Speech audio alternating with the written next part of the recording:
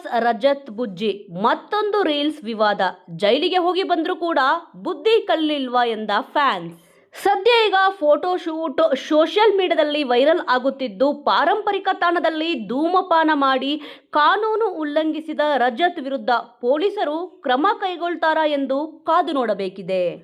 ಮೈಸೂರು ಸಾಂಸ್ಕೃತಿಕ ನಗರಿ ಮೈಸೂರಿನ ಪಾರಂಪರಿಕ ಕಟ್ಟಡದ ಮುಂದೆ ಬಿಗ್ ಬಾಸ್ ಖ್ಯಾತಿಯ ರಜತ್ ಕಿಶನ್ ಸಿಗರೆಟ್ ಸೇದುತ್ತಾ ಫೋಟೋ ಶೂಟ್ ಮಾಡಿಸಿಕೊಳ್ಳುವ ಮೂಲಕ ಹೊಸ ವಿವಾದವನ್ನು ಮೈಮೇಲೆ ಎಳೆದುಕೊಂಡಿದ್ದಾರೆ. ರಜತ್ ಅವರ ಈ ವರ್ತನೆಗೆ ಸೋಷಿಯಲ್ ಮೀಡಿಯಾದಲ್ಲಿ ಭಾರಿ ಆಕ್ರೋಶ ವ್ಯಕ್ತವಾಗುತ್ತಿದೆ. ಇನ್ನು ಏನಿದು ಘಟನೆ ಅಂತ ಕೇಳ್ತೀರಾ?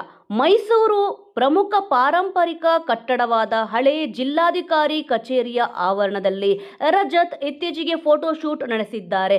ಕಾರಿನಿಂದ ಕೆಳಗಿಳಿದು ಕೈಯಲ್ಲಿ ಸಿಗರೆಟ್ ಹಿಡಿದು ಹೊಗೆ ಬಿಡುತ್ತಾ ಯಾವುದೋ ಸಿನಿಮಾದ ವಿಲ್ಲನ್ ರೀತಿ ಪೋಸ್ ನೀಡಿರುವ ವಿಡಿಯೋ ಹಾಗೂ ಫೋಟೋಗಳು ರಜತ್ ತಮ್ಮ ಅಧಿಕೃತ ಇನ್ಸ್ಟಾಗ್ರಾಮ್ ಖಾತೆಯಲ್ಲಿ ಹಂಚಿಕೊಂಡಿದ್ದಾರೆ.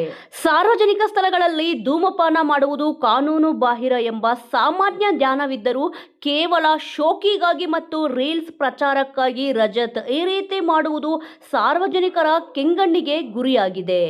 ಜೊತೆಗೆ ಪಾರಂಪರಿಕ ಕಟ್ಟಡದ ಗರಿಮೆಗೆ ಧಕ್ಕೆ ತರುವಂತೆ ವರ್ತಿಸುವುದು ಮೈಸೂರಿಗರ ಆಕ್ರೋಶಕ್ಕೆ ಕಾರಣವಾಗಿದೆ.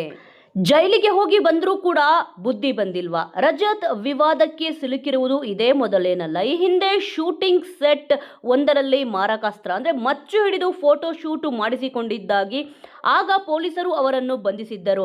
ಆ ಪ್ರಕರಣದಲ್ಲಿ ಜೈಲು ಸೇರಿ ಇತ್ತೀಚೆಗಷ್ಟೇ ಬೇಲ್ ಮೇಲೆ ಹೊರಬಂದಿರುವ ರಜತ್ ಈಗ ಮತ್ತೆ ಇಂತಹ ಬೇಜವಾಬ್ದಾರಿ ವರ್ತನೆ ತೋರಿದ್ದಾರೆ.